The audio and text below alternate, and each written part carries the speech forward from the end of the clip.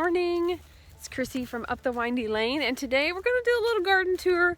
Now I'm going to be honest, there is not a whole lot to tour.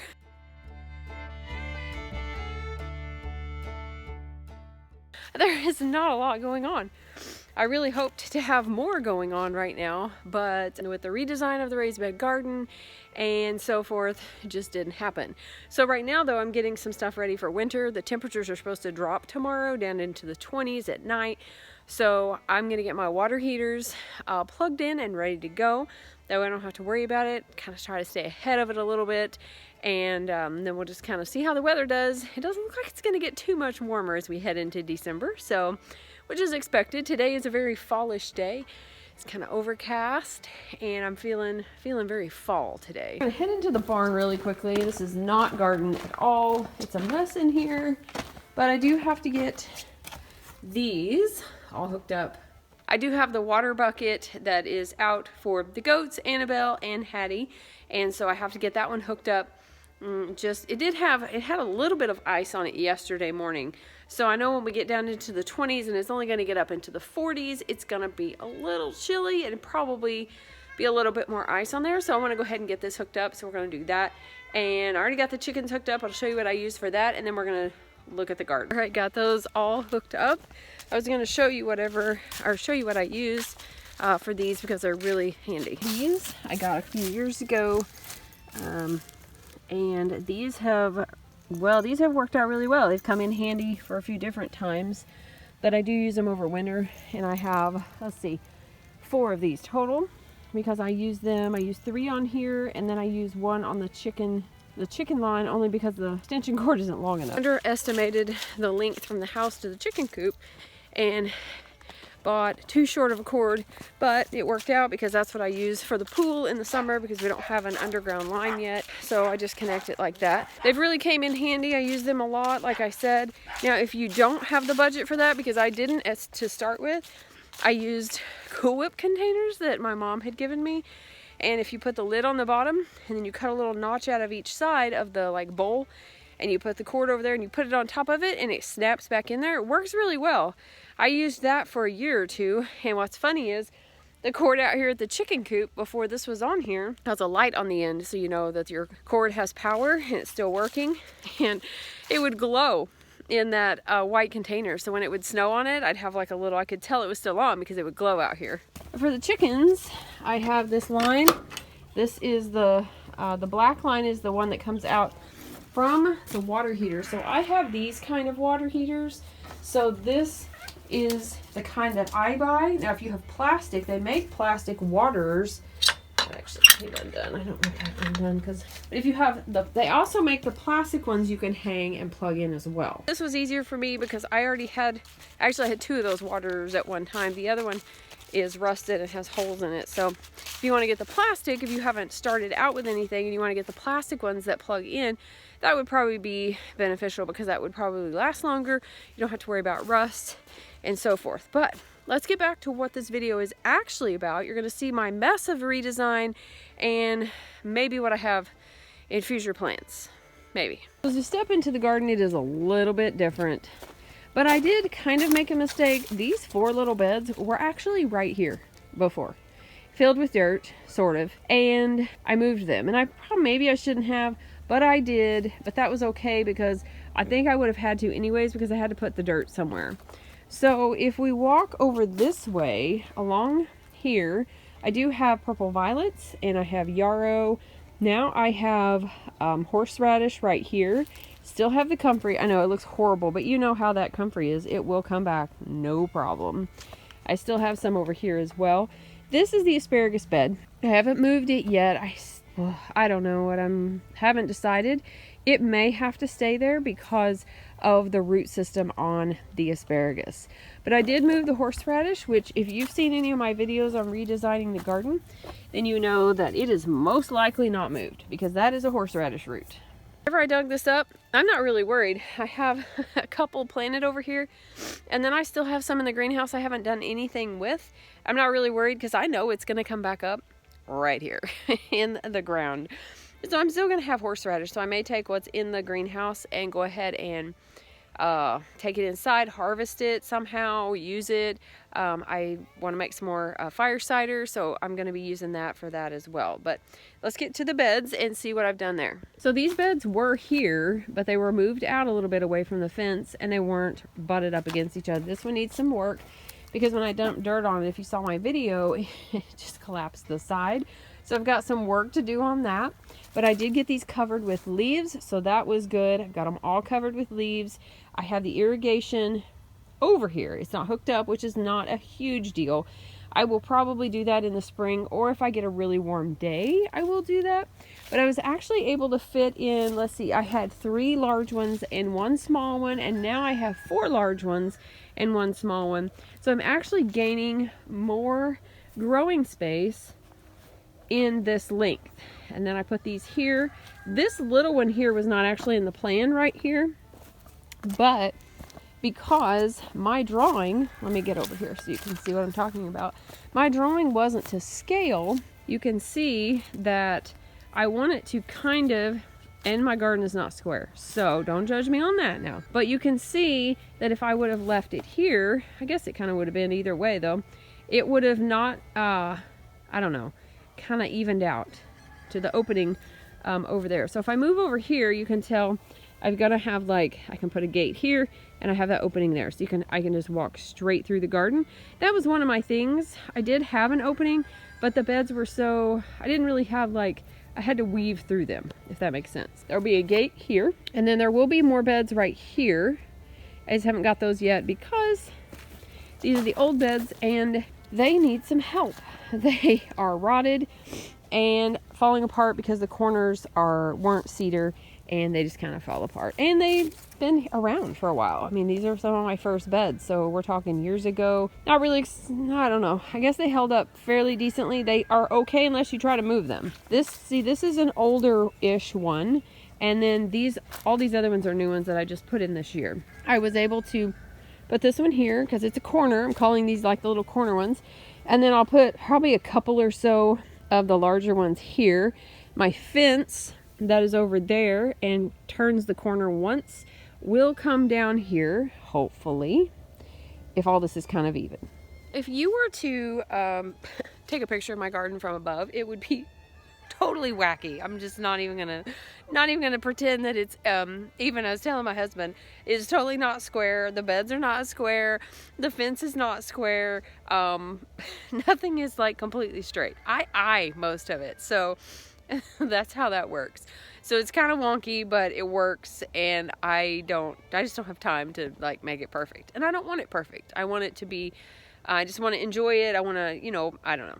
So, but I do have all of these beds along this line here, and it kind of helps keep the chickens from going underneath that netting, because we don't have like a permanent fence up yet, and I don't really know what we're going to do, and that's why we haven't done a permanent fence over there. But all the chickens are in there. All the larger meat, dual breed chickens are in there, and then those other ones that I bought for 50 cents are in there as well. They were getting out, but for the past 2 days they've stayed in there and kind of gotten along and ate. So hopefully that stays like that. We have all these are all filled with dirt and compost out of the field out there, and you can tell something's already been in here. Like these chickens, they would love to be in here, but I did lay all my lines out so I knew where they went.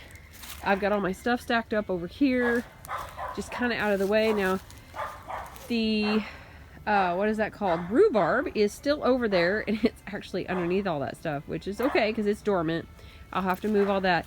I've been collecting cardboard again to put down. We're supposed to get some rain, so I don't know what this is going to look like in a couple of days. These are kind of where they're going to go, and I just have to get them filled up.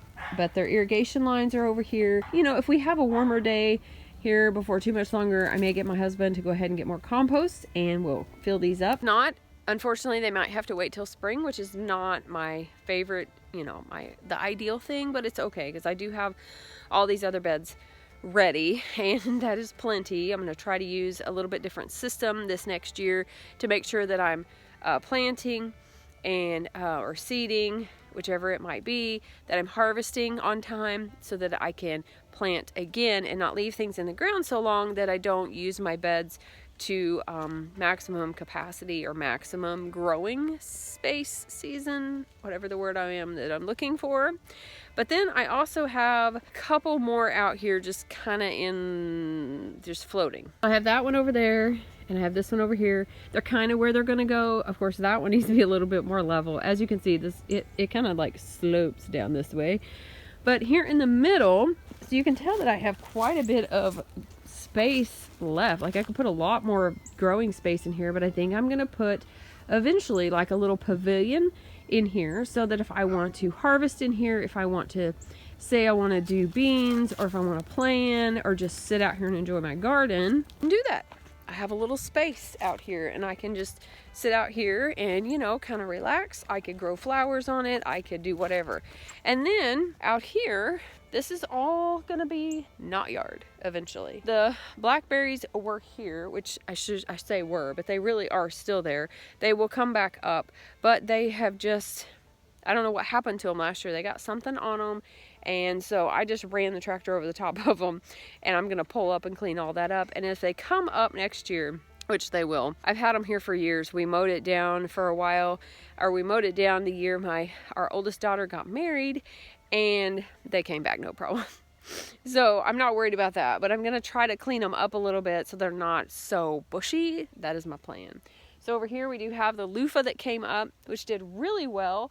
And one of my plans today is I need to get all of those off, take them under the patio or somewhere that they're not going to get rained on and get frozen, because as they're drying, I can get the seeds out of them, which I've done to a few of them, and I can go ahead and harvest those and have those loofahs. But let me show you what else I planted. So over here, I did finally move the elderberries, and they look a little sad from moving, but also because it's fall. And so I do have these over here, and we are going to take out this cedar tree because it's kind of, you know, it's kind of big and it's kind of shadowing these. So I want to move that, and so I put these all out here. Now I did actually put a string up, which I'm pretty sure there was one right here. Well, that's weird. Because for these, I actually did put stakes in the ground and I strung it up and I measured about every 6 to 8 feet. I think I did about 6 feet. I don't remember. So there should be one right there because there's a dirt spot and there's two big. I'm kind of confused about what happened. Like that is so weird. I have no idea. I don't know if I walked over the top of it, or this looks like part of it, or if my grandbaby ran over it with his four-wheeler. I have no idea where it went. I don't know. I can always put another cutting there. Anyways, this is all gonna eventually be mulch. That's my plan, future expansion. Now let me show you the caterpillar tunnel. Yes, it still looks like it has forever, and it still don't have that plastic on it. I was really hoping to grow some stuff in it this year. We're gonna see. I don't know. We still have time, I guess. But I don't have dirt in it, which, you know, that could still be remedied. So, you know, it's just a matter of finding the time and doing it. Well, looky there. Beautiful little yellow flowers. So just have to take the time to do it and get it done, I guess. I did plant, let's just go right through here. I did plant these Trombochinis out here. We did have this one, grew huge. And I planted some watermelon and things too, basically just because I had the plants, you know, started. And, but this one is gonna be for the chickens. I do have my peonies. I'm not really sure how they're gonna do this coming year. I don't know, they just look kind of sad this year. And so I guess we'll see how that works out. But we do have the fruit and things out here. I've got there's chicken poop and stuff all over out here where I had those, moving them around. These are my Rosa Rugosa roses. I think I said that right. I have not, I had blooms on them, but I have not been able to get rose hips from them, which is weird. So I don't know if I'm not getting to them quick enough, and maybe other animals really like the rose hips. I'm not really sure. This is where I have to pull all this out, and I did plant some strawberries in here, which are okay. If you've seen any of my videos on my strawberries, that was so I finally got them moved. I got these in here. I need to get some straw out of the barn, and go ahead and cover these up. Actually, I probably need to do that today. The blueberries kind of went crazy this past year, and I am pretty sure those have buds on them. Like, what in the world? Those are not supposed to have buds. I mean, we've had some weird weather, but they're not supposed to have buds. Hopefully those are not blueberry buds. Hopefully they're just leaves. But these really need to be trimmed, but they don't get trimmed right now. You have to wait until you see the buds that are forming for the blueberries, which I don't think that's what those are. I'm really hoping they aren't. I'm hoping those are leaf buds. So I trimmed them this year early, and I had more blueberries than I'd had ever. So that was a really good decision. So I'm going to be doing that again. This one, not so much. It's kind of small. This tree here, like all of these trees have buds on them. That's not good. That can't be good, right? That can't be good. Maybe as long as they don't get bigger. I have no idea. But this one needs to be trimmed some more. I've been trimming out, trying to get my trees trimmed out like they're supposed to be, so there's no cross branching and so forth. These are still kind of small. Luckily, they're still alive because the goats got out and Annabelle got out one day and just like, they were stripping bark and they were eating. She ate my strawberries and just, you know, all that. But every single one of these trees has buds on them. So I don't really know. Don't remember them having buds on them. Like, we're talking, this is like November, late November. We're almost coming into December, and every single one of these has buds. So hopefully, I don't know. Guess I need to look that up. Pretty sure they're not supposed to have those right now. All right, but that's about it. I mean, I don't really have anything. I'm trying to think if I have anything growing that I'm going to be harvesting. I did want to, but I don't have anything planted, but that's not to say that I can't. So I can go ahead and start seeds inside and get some stuff growing, you know, if I want beets or radishes, or whatever, but I may not, because we have plenty in the house that's preserved.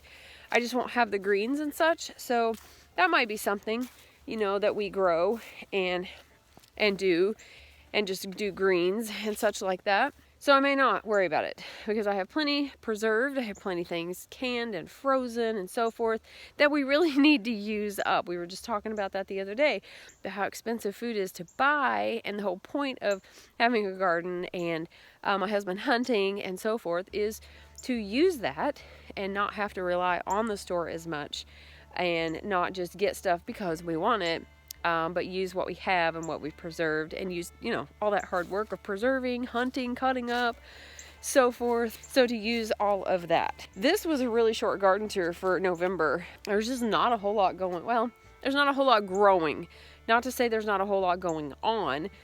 Let me show you what I have really quickly in the greenhouse, and then we'll call it a video. So we step into the greenhouse. That was really nice and organized. It still is organized, but it's kind of, you know, kind of cluttered again. So I think what I'm going to do today is I'm going to pull all of this ginger and I'm going to go ahead and harvest it. And here is the horseradish.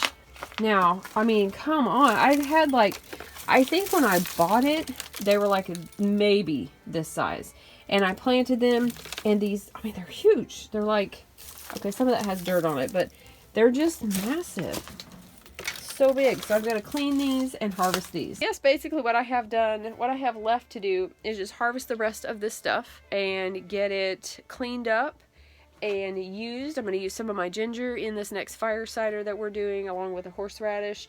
I even have a hibiscus in here that I pulled out of a raised bed that hopefully will do okay in here. I've got some tromboshini melons over there that I'll give to the chickens, and just kind of to supplement their feed. They're kind of out in the run. They can find bugs and such. But so I don't know why I didn't just decide to share with you the ginger as well. So I actually am excited because I probably waited too late to do this. I should have done this earlier. But so this right here is the piece that I planted. And then all of this other grew from that. Is that not amazing? So you can see, like, this is all new growth. This one actually is old and snapped off of one. But look at this. Look at this ginger.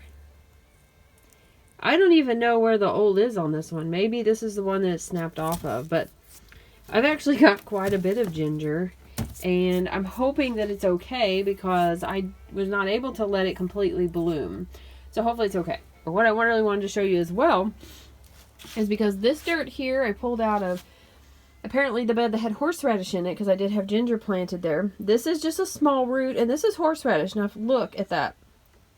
It was already growing. Look at all those tiny little white spots. So I'm definitely going to have horseradish in the garden. This will never go away. I'm just going to experiment, and I'm just going to leave this one in here, and I'm going to put this one back in there and see what happens. Leave it in the greenhouse.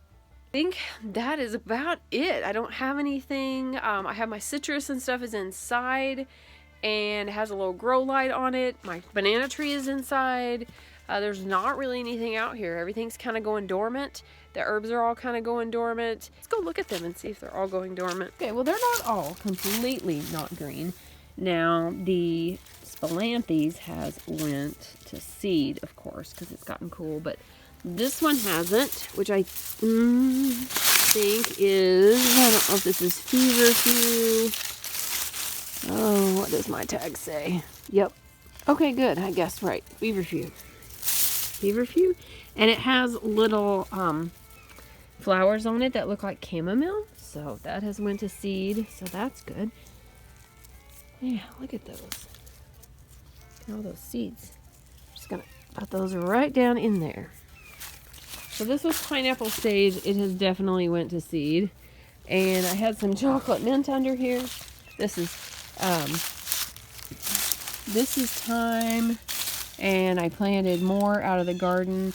And then back here is the Tulsi, the holy basil. So we're going to make sure we put more seed down under there. Make sure that grows. And I will probably just leave these leaves on here, and where they kind of blow off over here. So this here is hyssop. This spreads very quickly. Very, very quickly. So I could probably put that in some other spots in the garden really easily. And then I guess this probably, I need to dump that out today and get that put in the greenhouse. Funny, as I'm walking around, I'm seeing, oh, I need to do that. Oh, I need to do that too. So I've got some things to do before I go back inside, and then I think I'm just gonna hang out inside. I'm off no work this week, and I'm pretty excited about it. This is Thanksgiving week. It's probably actually Thanksgiving today that you see this, that I'm putting this video out. So we're headed into December and the Christmas season, one of my very favorite times of year. So I hope you enjoyed this. Be sure to like and subscribe, and don't forget to be lovely lights today.